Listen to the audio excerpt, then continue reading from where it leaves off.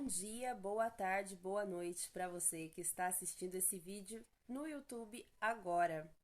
Excepcionalmente, nesse vídeo do quadro Lendo com a Bruxa, vocês vão perceber que tem um corte no vídeo, porque como vocês sabem, essas lives que eu disponibilizo para vocês acontece lá no Instagram da Caixa da Bruxa e depois eu edito e coloco aqui no YouTube para vocês. Contudo, no dia dessa live, houve uma queda de energia aqui no meu bairro, na minha cidade, e cortou a minha live no meio. Eu não consegui voltar depois porque eu fiquei sem internet.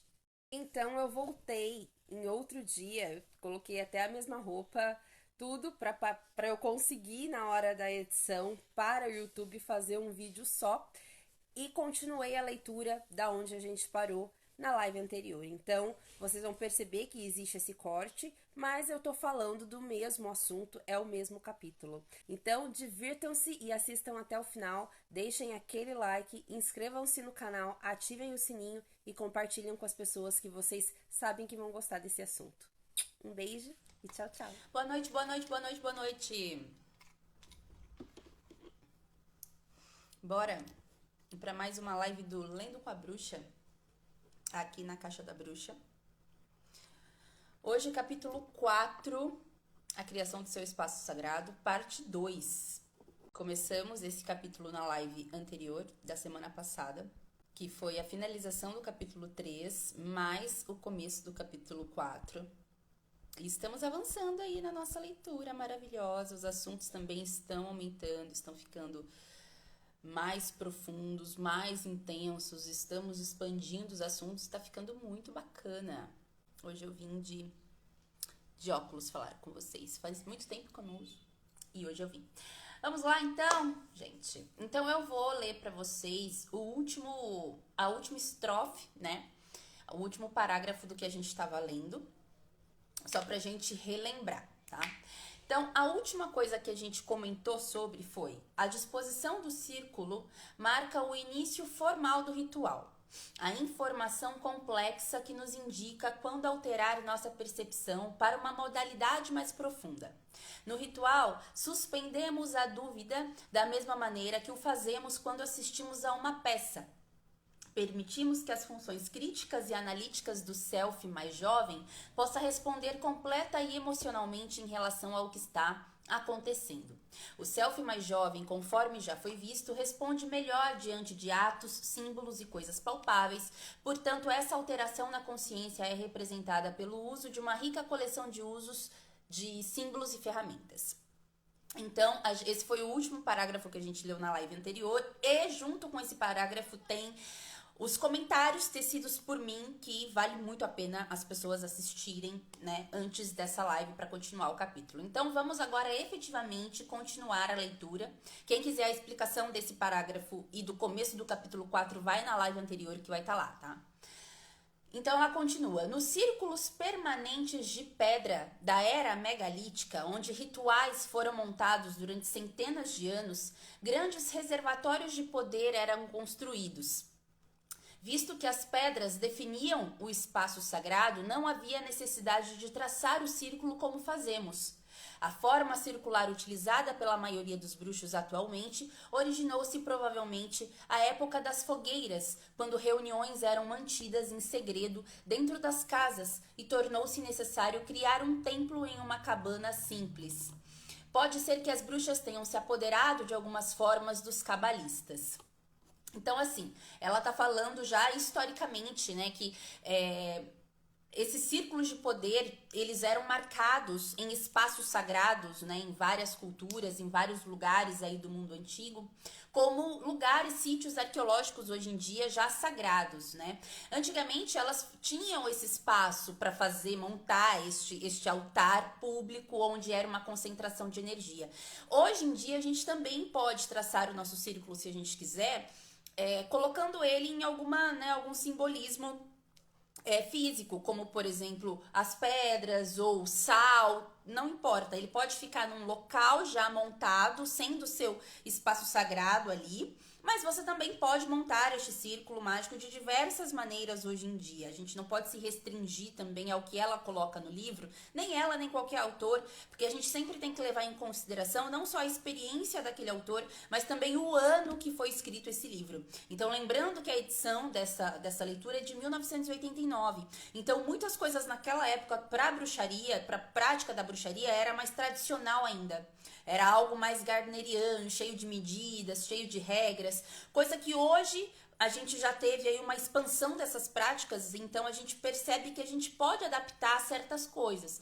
Então o círculo mágico, ele não tem aquela maneira estanque, assim como nada da bruxaria tem uma única forma, uma forma correta de se traçar aquilo, né? Existe ali uma receitinha de bolo básica, onde todo mundo deve seguir uma base, mas cada um é livre para fazer as suas próprias experiências, para ali explorar o seu próprio caminho e ver o que serve melhor para você, certo? Então, como que você vai construir esse círculo sagrado, esse espaço sagrado? Não importa, contanto que para você funcione daquele jeito. Então, se você vai delimitar isso com pedras, com sal, com terra, vai deixar isso permanente ou não, ou se não vai delimitar com nada, vai deixar isso só na hora do ritual, algo mais mental, algo mais astral, psíquico, também é com você, o que funciona com você, enfim, e não, nada impede também que você transite entre uma prática e outra. Então, ora eu vou ter um círculo assim, ora eu vou traçar um círculo assado e etc, tá? Isso vai de prática para prática. E daí ela fala que a forma circular, ela com certeza vem já de ensinamentos ocultistas para a prática da bruxaria, né? Porque o círculo como um todo, ele já é um símbolo muito poderoso de ciclos, de vida, morte, vida, de renascimento, do todo no tudo e o tudo no todo, de um centro de proteção, enfim. Então, a questão do círculo ser a forma que a gente visualiza o nosso espaço de proteção, o simbolismo dele é muito mais antigo até mesmo do que a gente conhece da bruxaria hoje moderna, tá?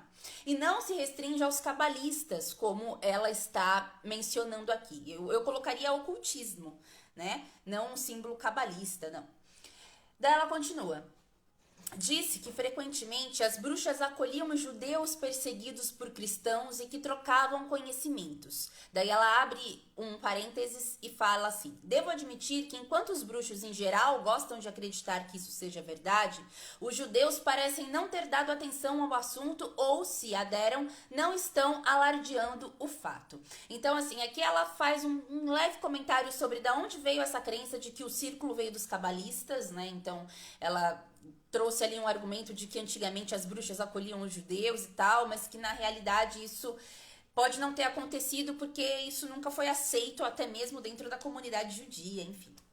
E daí entra dentro daquelas especulações históricas que a gente sempre fala, que eu sempre cito para vocês aqui, tá?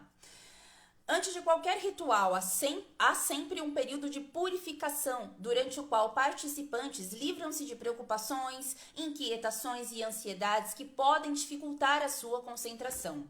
Sim, e esse momento geralmente é ali a limpeza física e astral, a defumação daquele espaço onde você vai...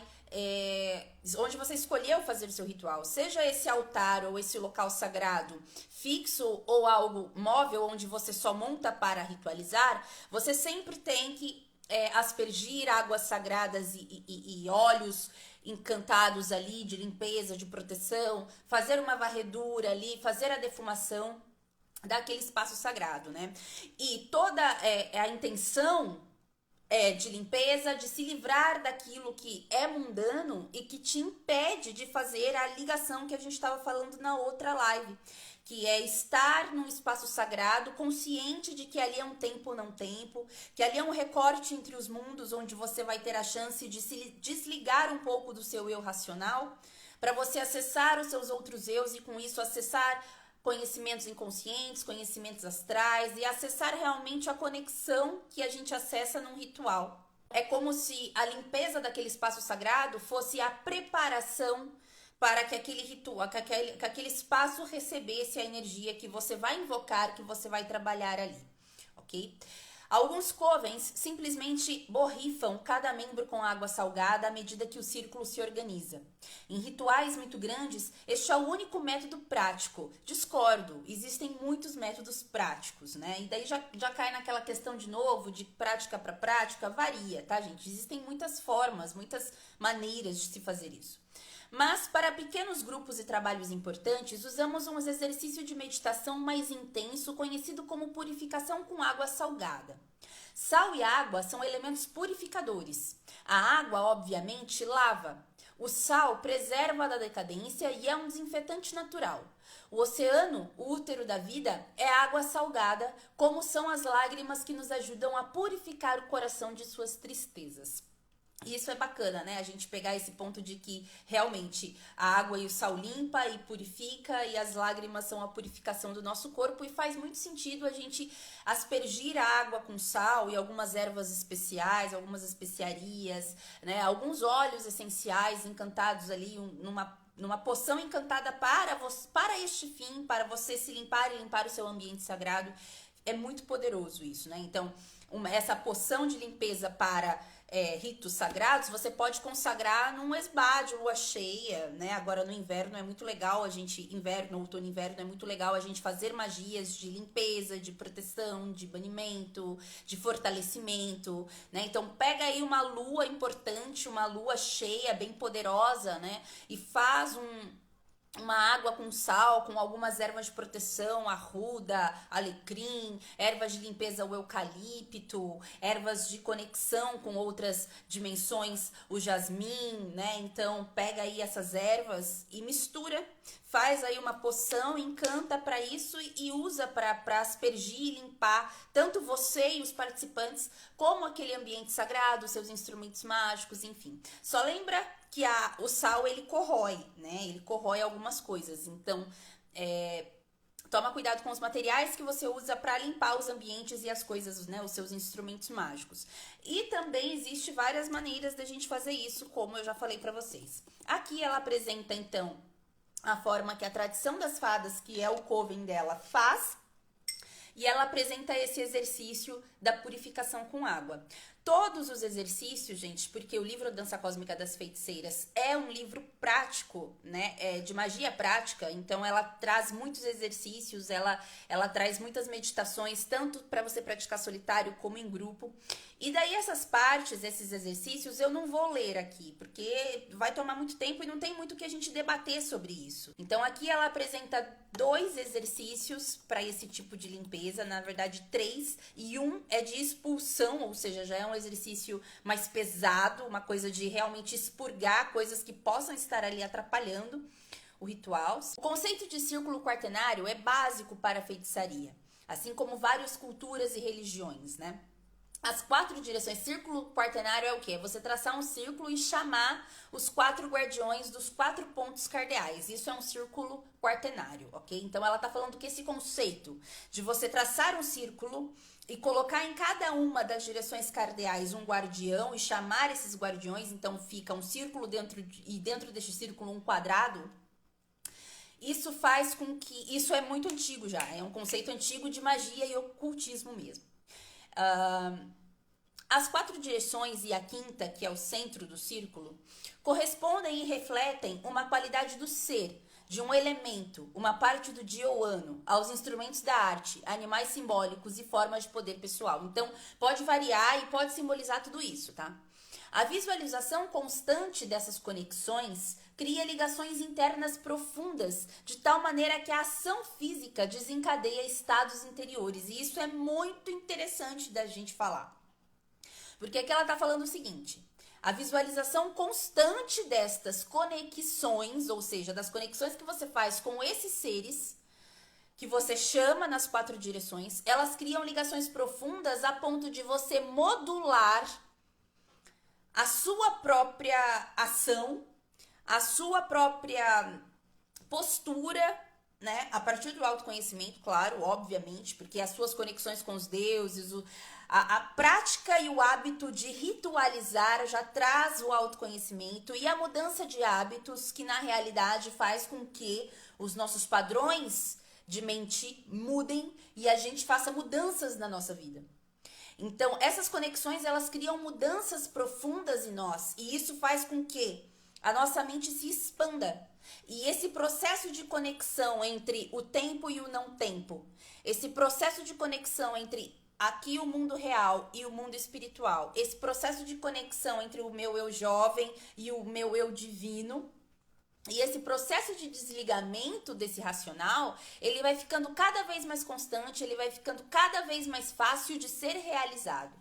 Então, todo esse trabalho de você traçar o círculo, visualizar os quadrantes, chamar os quadrantes, invocar, não é simplesmente, um teatro, que saco, que coisa chata, não. Tudo isso tem um propósito, que é modular o seu comportamento, o seu mental, para que cada vez isso fique mais dinâmico, mais orgânico e mais fácil de ser atingido e alcançado. É tudo um trabalho de prática, de você refinar a sua mente, refinar o seu espírito a ponto de a ação física desencadeia estados interiores, certo? A ponto de uma hora você estar fazendo alguma coisa no seu dia a dia e do nada você se vê num estado alterado de consciência, numa ligação com o elemento ar, ou numa ligação com o elemento água, ou numa ligação com qualquer que seja esse elemento. Porque aquilo já é tão orgânico em você que isso acontece de forma natural e rápida, né? E esse é o intuito da prática, por isso a repetição de tudo, certo? Os guardiões das torres de observação são formas de energia. Os devas, ou espíritos dos 4 elementos, que são os elementais, né? Que a gente chama os guardiões do leste, os guardiões do oeste, do norte, do sul, e cada um tem os seus elementos, né? Trazem a energia elemental, olha, da terra, ar, fogo e água. Isso, gente, é conteúdo básico de bruxaria e de magia, tá? Para dentro do círculo, para aumentar o nosso poder humano. A voragem de poder criada, quando invocamos as 4 direções, protege o círculo de intrusões e atrai os altos poderes da deusa e do deus. E por que que ela fala isso? E aí reside um grande mistério dentro da bruxaria que às vezes a gente demora tanto para sacar e tá na nossa cara. Que é o seguinte: a torre de observação, você chamar os 4 elementos, eles não só protegem, vai muito além disso. Claro que eles protegem, né? Tanto que é chamado de guardiões das torres de observação. Então eles protegem sim. Só que lembra que um dos maiores objetivos do Círculo Mágico é traçar um recorte entre os mundos, criar um espaço sagrado entre aqui o nosso mundo físico, a nossa 3D e os nossos outros planos que coexistimos e que os deuses coexistem. Por que que atrai, quando a gente invoca os 4 elementos, atrai os altos poderes da deusa e do deus? Porque a junção dos 4 elementos não é o 5º elemento?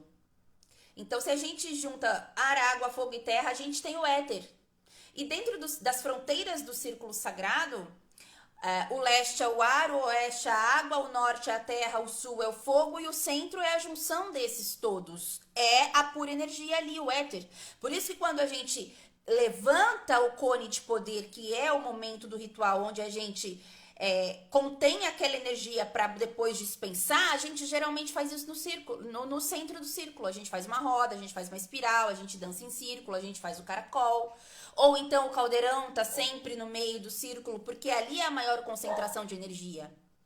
Porque tem as fronteiras e a maior concentração de energia ali no centro. Então é o 5º elemento que se materializa ali no centro do círculo. O 5º elemento é a deusa e o deus. Porque os 4 elementos, eles formam o que a gente chama de realidade. O que a gente chama de nós mesmos. Nós mesmos temos os 4 elementos. Né? Então, para a gente fazer qualquer tipo de magia, a gente primeiro precisa entender e trazer para a consciência e para a nossa vida material, inclusive, o conhecimento desses 4 elementos que são assim imprescindíveis para o nosso próprio entendimento como bruxas e bruxos. Porque os 4 elementos, seja eles manifestados na natureza, sejam eles manifestados em nós, sejam eles manifestados no tarô, sejam eles manifestados em qualquer parte, porque existem vários símbolos que representam os 4 elementos em diversas culturas e conhecimentos diferentes, né? Representam a mesma coisa para outros conhecimentos. Então, eles formam a energia primordial, certo? Então, é por isso que quando a gente invoca esses guardiões, a gente está invocando partes dos deuses também. É o que compõe a 5ª essência, né? Aquela energia sem forma, sem gênero, sem nada, mas é tudo ao mesmo tempo. É a junção de tudo e ao mesmo tempo é separado de tudo, certo? Então é como se a gente invocasse primeiro as suas partes, que são as... Se vocês entendem que os 4 elementos, eles são partes de um quebra-cabeça que é o éter, certo? Eles são peças de um grande quadro, que quando você monta um quebra-cabeça, você vê o que ele é geral. Mas para você montar ele, você primeiro é preciso encontrar as peças e colocar essas peças no seu devido lugar. Os 4 elementos, eles são as peças do quebra-cabeça. A junção de todas essas peças, elas formam um quadro. E esse quadro é a quintessência. Esse quadro são os deuses, certo? E é isso que a gente faz, a gente junta as peças ao invocar os quadrantes. Para que no centro a gente tenha um quebra-cabeça com um desenho, uma imagem, com um conceito inteiro, geral, completo, ok? Cada movimento em um ritual é dotado de significado. Quando nos movimentamos no sentido do sol ou do relógio, Deócio, né, que é o nome desse movimento, acompanhamos a direção que o sol aparenta movimentar-se no hemisfério norte e aspiramos o poder. No caso, no hemisfério norte, no hemisfério que estamos, né? Porque o sol, ele sempre faz o sentido horário. Deócio é a direção do aumento, da prosperidade, da benevolência e da bênção.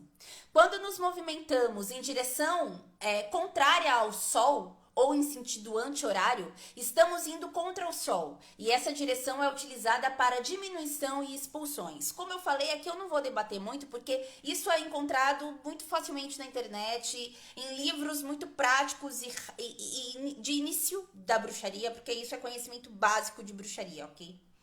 Os instrumentos, os objetos físicos que utilizamos em feitiçaria são os representantes palpáveis das forças invisíveis. E isso a gente tem que entender.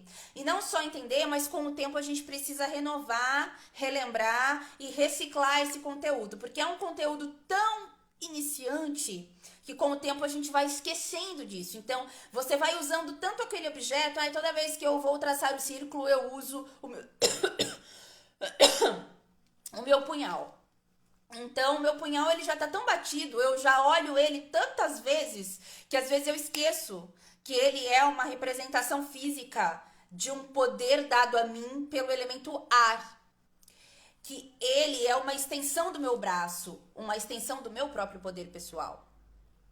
Então, a gente acaba vendo os instrumentos só como instrumentos, com o tempo, com a prática. Então, é sempre bom a gente estar relembrando conhecimentos de início, para que a gente se lembre de coisas muito ricas, importantes, mas que são, às vezes, são as letras miúdas que às vezes a gente não lê. A mente trabalha a magia e nenhuma faca cuidadosamente forjada ou bastão elegante pode fazer mais do que o poder de uma mente treinada. Então, ela quer dizer que não importa se você tem ou não instrumentos.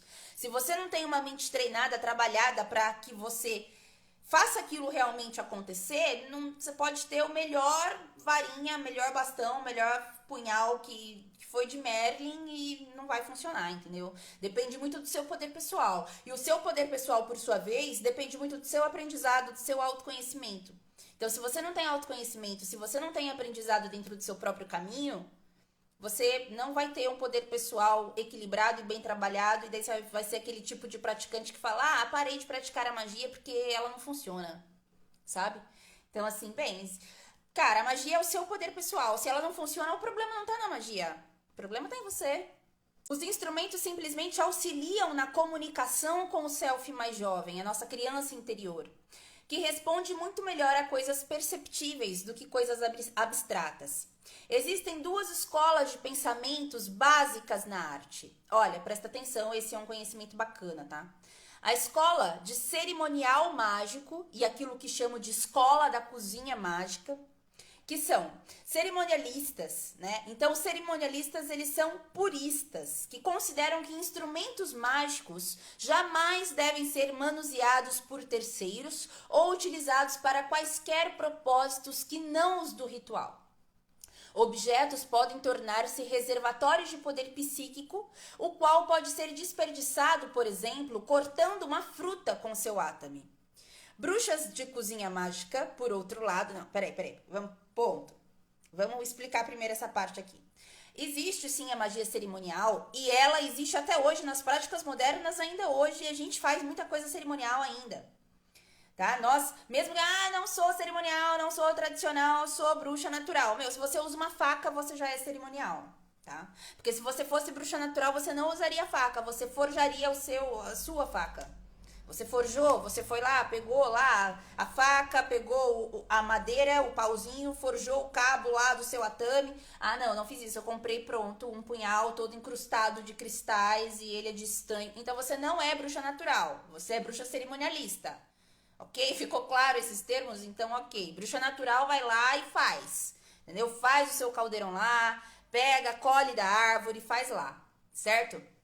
Então, você pega algo que já está pronto e utiliza, certo? Então, são puristas, mas alguns cerimonialistas, eles são muito detalhistas. Então, tem toda essa questão de regrinhas, então, outra pessoa não pode tocar. Mas isso aí é muito popular dentro da bruxaria, entendeu? Até eu mesma sou assim com alguns instrumentos mágicos meus. Com relação a isso, não é uma regra, mas já é uma crença conhecida entre todos os bruxos, que não é bacana realmente a gente manusear os instrumentos de outro bruxo, e a gente geralmente não faz isso, a gente geralmente não pega o instrumento de ninguém sem pedir permissão. E aqui ela tá, então, diferenciando a prática cerimonialista, que é algo mais ali regrado, dogmático, da prática natural, que é algo que é mais natural, mais doméstico, mais no dia a dia. Então, as pessoas que têm uma prática mais dogmática, mais cerimonialista,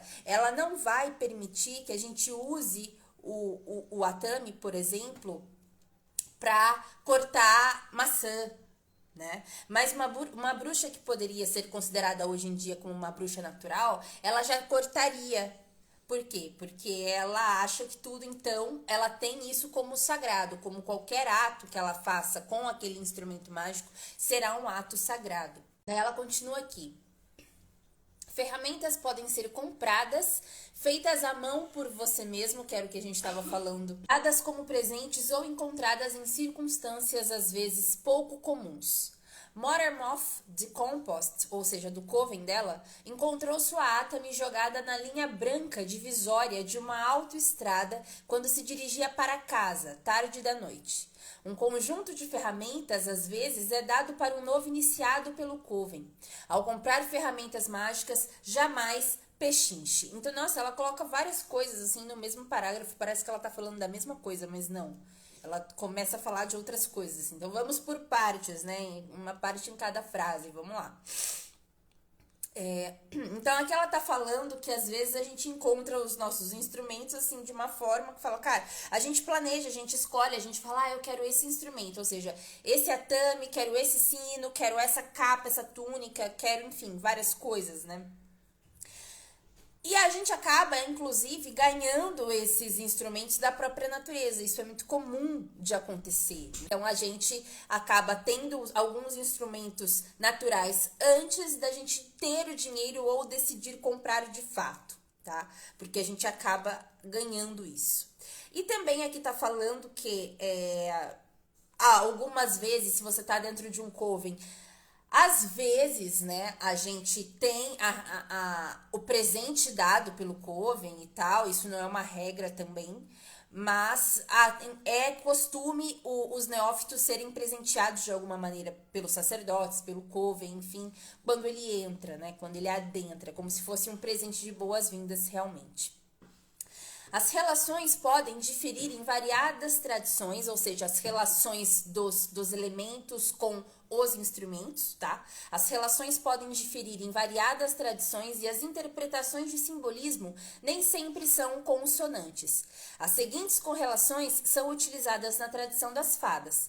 Tabelas completas são fornecidas nas que tem início a página 315. Então, aqui ela já está dando uma referência de que mais para frente no livro tem algumas tabelas de correlações, né, entre os instrumentos mágicos e os elementos, que mais para frente a gente vê, a gente ainda está bem longe da página 315. E ela está falando aqui, né, em algumas vertentes as correlações realmente diferem. né? E aqui ela tá falando que essas correlações que ela tá apresentando, por óbvio, são as correlações que ela usa no Coven dela, o Coven de Compost e o Coven do outro lá que é só para mulheres, né? E aqui ela começa a falar muito brevemente sobre os quadrantes, sobre cada uma das direções. Então ela começa pelo leste. Depois disso, ela vai colocando alguns exercícios que te ligam. Muito interessante esse exercício, inclusive, esses exercícios que te ligam a esses guardiões, a esta direção, a este elemento por consequência. Então aqui ela começa falando do leste primeiro. O leste corresponde ao elemento ar, a mente, ao amanhecer, à primavera, às cores pálidas e translúcidas, branco e violeta, à águia e pássaros que voam alto e ao poder do saber. Isso é muito parecido com outras tradições e outras ramificações da bruxaria, ao paganismo, na verdade, mais ocidental. Se a gente vai ver um paganismo oriental, um paganismo já de outras áreas do mundo, né, asiáticos e tal, um paganismo mais ligado a isso, a essas áreas do mundo, a gente vai ver que difere muito esta questão dos elementos e também das direções, né? E tem alguns elementos e algumas culturas que não tem aqui no Ocidente e vice-versa. Então, o leste corresponder à mente, o leste corresponder ao elemento ar, ao saber, é muito, assim, geral, é muito uma opinião unânime dentro do paganismo europeu, que também é o que a gente segue aqui no Brasil, né? Seus instrumentos são o átame e a espada, que são ligados ao elemento ar, tá? Mas algumas vertentes também, em alguns livros, a gente vai achar que a varinha também é ligada ao elemento ar. Então, existe também essa troca e, às vezes, essa confusão. Não poderia colocar confusão, é uma troca, é uma questão de opinião e experiência, onde há seguidores que aceitam o punhal, né, o atame, a espada, ligado ao elemento ar, que no caso é a direção leste, e há outros que atribuem a varinha. Assim como há pessoas que atribuem a varinha ao fogo, mas também há pessoas que atribuem o átame também ao fogo. Então, existe essas duas derivações deste elemento com relação a esse instrumento. Vocês vão achar opiniões diversas, tá? O átame é tradicionalmente uma faca de lâmina dupla com um cabo preto, daí aqui ela já vai dando alguns detalhes, né? Mas as pessoas usam facas de cozinha canivetes do exército suíço, completos com saca-rolhas, tão indispensável para abrir o vinho do ritual. Muitos bruxos não têm uma espada. Elas são teatrais em rituais grandes e abertos, mas incômodas em espaços reduzidos. E isso ela tá falando muita verdade, assim. Aqui, em livros manuais, como esse de Starhawk, é muito, principalmente esse de 1989, é muito comum a gente achar essas regrinhas. O átame é assim, assim, assim, tem que ser de cabo preto, tem que ter lâmina dupla e parará. E aqui é bom que ela já quebra isso. Ela fala assim, bom, ele pode ser assim, mas as pessoas usam facas de cozinha, canivetes que são, assim, multifuncionais. Então, isso não é uma regra, não é uma coisa que a gente tem que, um ditame, né? E que as espadas, elas são ótimas pra gente fazer ali toda aquela honra teatral que todo ritual de bruxaria tem para com os deuses, até mesmo um mitodrama, até mesmo um ato devocional ali, uma entrega. Mas quando você vai fazer um ritual num lugar pequeno, num apartamento, ou então você vai fazer um ritual com poucas pessoas num lugar pequeno, a espada ela não é nem um pouco funcional, né? Além dela ser perigosa, ela é muito desajeitada e muitas espadas são pesadas e caras, né? Se muitos praticantes não conseguem nem ter o punhal, que já é uma celeuma dentro do paganismo, da bruxaria, né, que principalmente dentro dos lares já é uma celeuma, uma religião ter aí uma faca, né, no seu altar, imagina uma espada, né? Então daí que as pessoas também vão ter mais ignorância, né, pairando sobre tudo. Então aqui depois desse resuminho do elemento ar com a direção leste, ela dá então os exercícios que eu vou passar nos stories para vocês depois. E ela coloca aqui o elemento sul. Então vamos lá. O sul corresponde ao elemento fogo, à energia ou espírito, ao meio-dia, ao verão, alaranjados e vermelhos fogosos, ao leão solar e à qualidade da vontade. Seu instrumento é o bastão. Olha, ela também corresponde o elemento fogo ao bastão, que pode ser um ramo delgado de uma avelazeira, um forte cajado de carvalho ou um pedaço magicamente trabalhado de madeira. O bastão é utilizado para canalizar energia, para direcionar um cone de poder e para invocar Deus ou deusa. E daí aqui tem algumas coisas que eu quero comentar, né? No começo, quando a gente está estudando, assim, também em livros manuais, a gente acha muito as árvores dos Estados Unidos, que são sagradas para esses povos, né? Geralmente, os povos ali nativo-americanos, os celtas, os germânicos, todo aquele povo ali, né?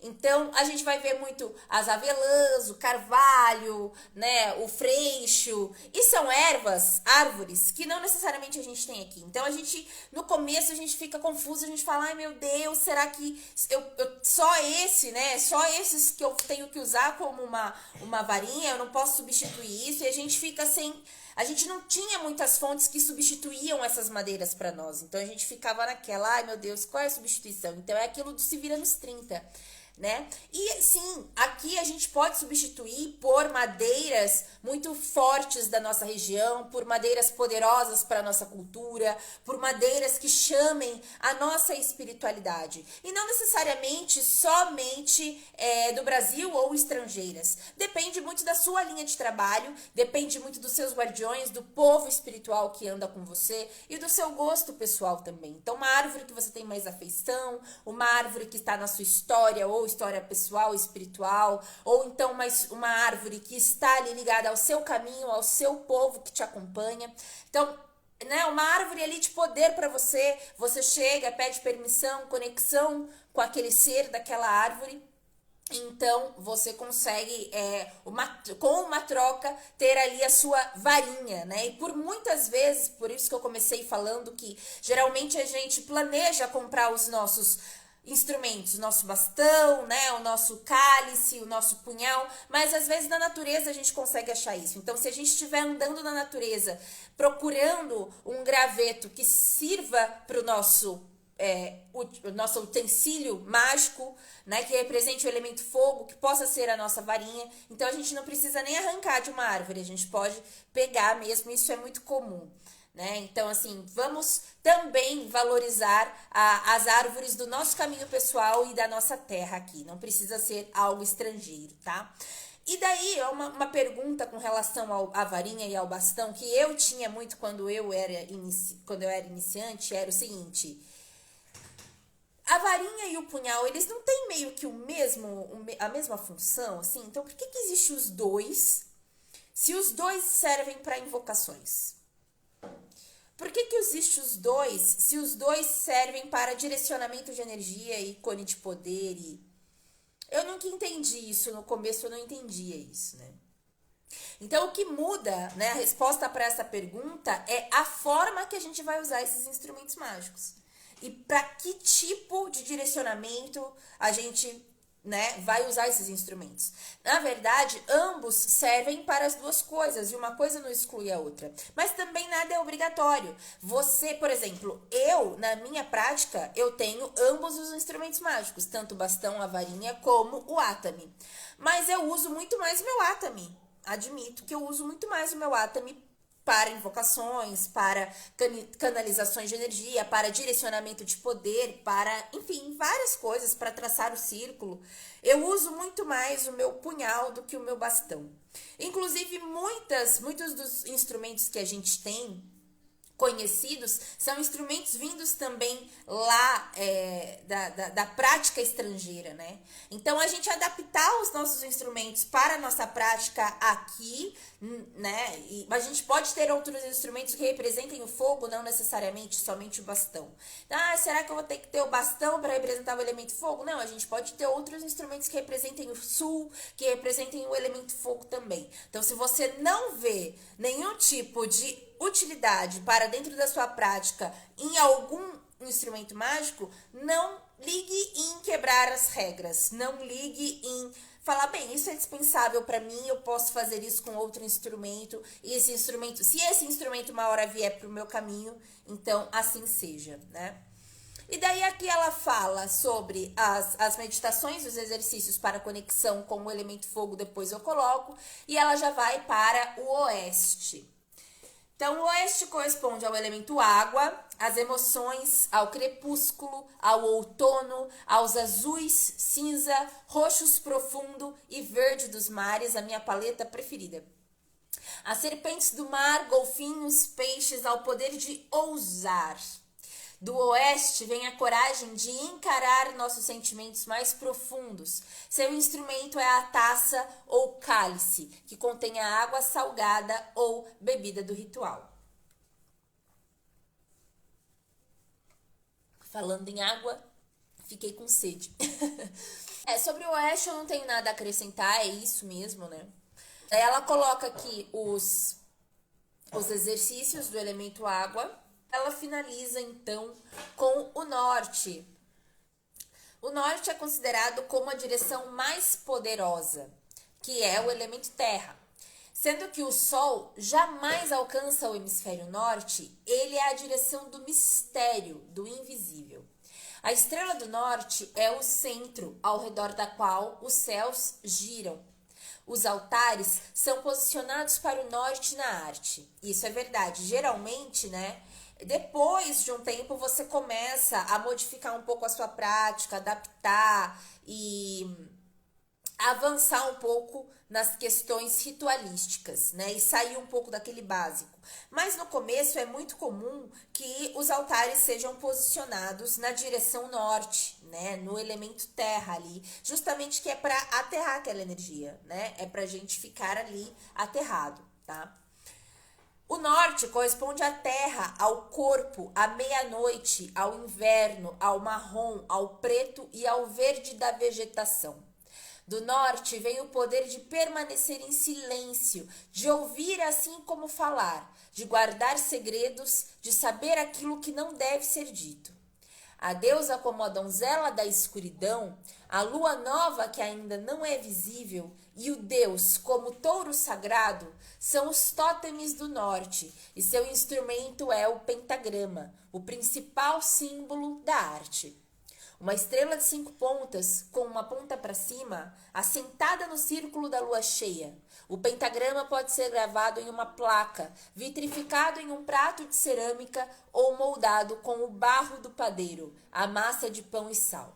Ele é usado para concentrar energia ou como uma travessa para servir os bolos sagrados. Então aqui ela está falando que um dos símbolos do norte é o pentagrama, né? A estrela de 5 pontas.